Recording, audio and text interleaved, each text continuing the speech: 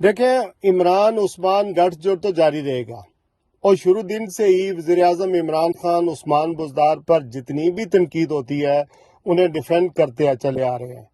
یہ بات بھی صحیح ہے کہ جو لیڈر ہوتا ہے بالکل صحیح، وہ اپنے ساتھیوں کو انکریج کرتا رہتا ہے۔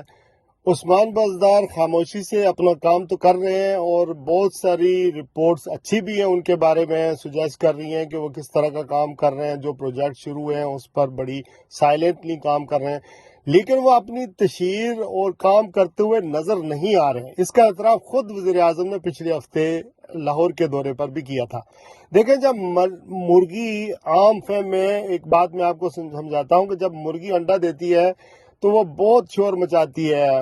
اب وہ مرغی جو ہوتی ہے وہ جب شور مچاتی ہے انڈا دے کر، تو وہ اپنے پروڈکٹ کی تشہیر کرتی ہے، لیکن عثمان بزدار کیا کرتے ہیں؟ بولتے کچھ نہیں، اور نہ ہی ٹی وی انٹرویو دیتے ہیں، تو اس وجہ سے میرے خیال میں ان کا کام نظر نہیں آ رہا۔ میری ذاتی رائے کے مطابق عثمان بزدار کے بارے میں میری جو رائے ہے وہ یہ ہے کہ اگر 2023 کا الیکشن پی ٹی آئی ہار جاتی ہے تو اس کی بڑی وجہ جو ہے وہ عثمان بزدار ہی ہوں گے۔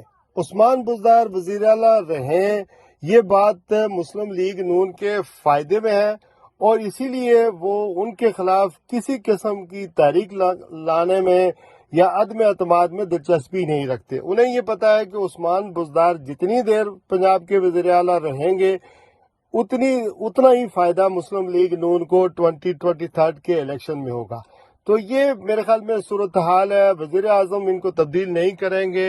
انضمام الحق کا ایک انٹرویو سنا تھا، انہوں نے 12 رن بنائے تھے ورلڈ کپ میں، تو انہیں بہت شاباش دی تھی عمران خان صاحب نے۔ تو اسی طرح چلتا رہے گا، اور دیکھیں آنے والے دنوں میں شاید وہ کچھ بہتر ڈیلیور کر سکیں یا بولنے کے قابل ہو سکیں۔ بہت شکریہ۔